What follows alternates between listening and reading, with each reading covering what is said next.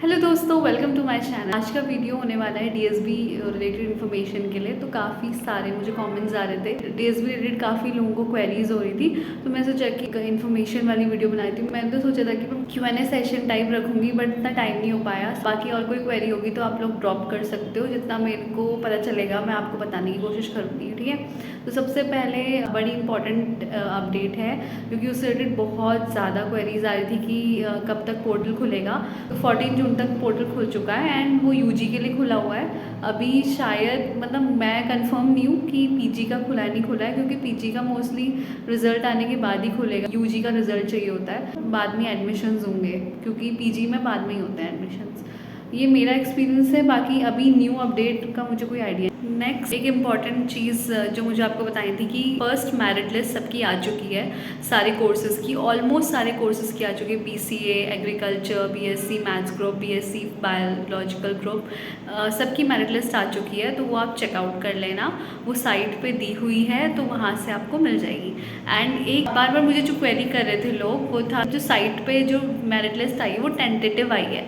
तो टेंटेटिव यहाँ पे मतलब है वो ये है कि जो मेरिट लिस्ट आई है उनमें जितने भी लोगों का नाम है वो उनका भी एडमिशन नहीं हुआ है, उनका सिर्फ नाम है। तो एडमिशन के लिए डेट दी गई है। फर्स्ट मेरिट लिस्ट वाले जो लोग हैं, अगर वो उस बीच में एडमिशन कराते हैं तो उनका एडमिशन पक्का हो जाएगा, उनकी सीट पक्की हो जाएगी।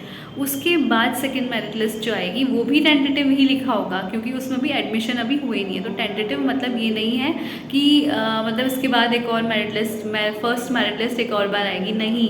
फर्स्ट मेरिट लिस्ट आ चुकी है, उसके अकॉर्डिंग जितने भी लोगों का नाम है, अगर वो एडमिशन कराते हैं एडमिशन टाइम पे, जो एडमिशन टाइमलाइन दी गई है, तो उस हिसाब से उनका जो एडमिशन है वो पक्का हो जाएगा। इसके बाद अब सेकंड मेरिट लिस्ट आ जाएगी कल या परसों में, क्योंकि I think 8 June last date थी एडमिशन करवाने की। सो कल या परसों में आ जाएगी सेकंड मेरिट लिस्ट, तो वो भी आप देख लेना। सो आई थिंक ये क्वेरी सॉल्व हो गई होगी कि वो टेंटेटिव है तो कब तक आएगी फर्स्ट मेरिट लिस्ट। तो फर्स्ट मेरिट लिस्ट वही है टेंटेटिव वाली, बस उसका मतलब ये होता है कि अभी एडमिशन सबका पक्का नहीं है। इसमें जितने लोग एडमिशन कराने आएंगे दी गई टाइमलाइन पे उनका एडमिशन होगा, और जो नहीं आएंगे उनका नहीं होगा, ठीक है। तो उनका एडमिशन कैंसिल हो जाएगा।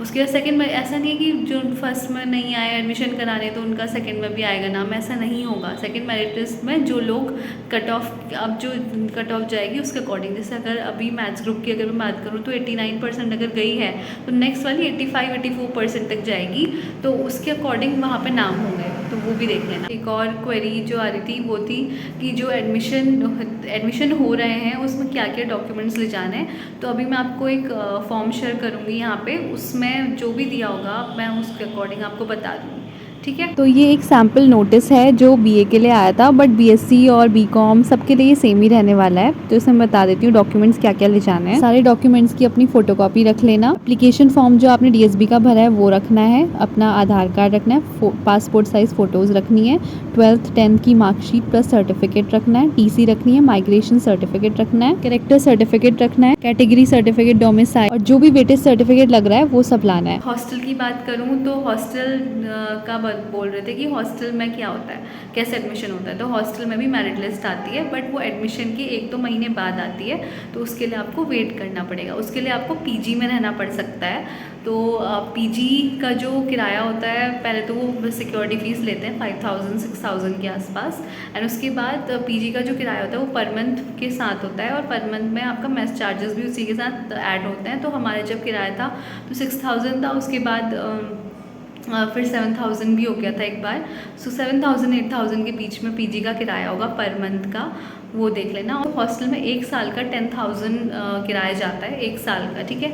उसमें मेस चार्जेस अलग होते हैं, मेस चार्जेस में इंक्लूडेड नहीं है, ठीक है। और बॉयज़ हॉस्टल की बात करूँ तो बॉयज़ हॉस्टल में भी मेरिट लिस्ट आती है, बट 60% तक वहाँ चली जाती है। और बच्चे ये भी पूछ रहे थे कि पीजीज़ कहाँ पे मिलेंगे। तो पीजीज़ जो कॉलेज है उसी के आसपास पीजीज़ हैं सारे, तो वहाँ पे आप पूछ सकते हो, अपने अकॉर्डिंग देख सकते हो कि आपको कौन सा पसंद आ रहा है। सब कुछ सारी डिटेल पूछ लेना। सीलन वगैरह रहती है तो वो भी आप देख लेना कि सीलन जिस कमरे में ना हो वही लेना। बहुत सारे बच्चे बीसीए की फ़ीस है वो पूछ रहे थे। तो जो बीसीए की फ़ीस है वो 3 साल की 2.5-3 लाख के आसपास होगी, और इसमें सिर्फ ये ट्यूशन फ़ीस जाएगी। अभी जो आपका पीजी हॉस्टल वो सब होगा वो अलग से होगा। फ़ीस जो बीएससी बीए बीकॉम इन सब की फ़ीस होती है वो आपकी 3000 4000 के आसपास रहती है, तो वो पर सेमेस्टर के हिसाब से होती है। ठीक है, ये सारी चीज़ें थी। और एग्रीकल्चर के बारे में भी काफ़ी पूछ रहे थे, तो एग्रीकल्चर का पर सेमेस्टर का 30,000 जाता है और वो 4 साल का कोर्स है।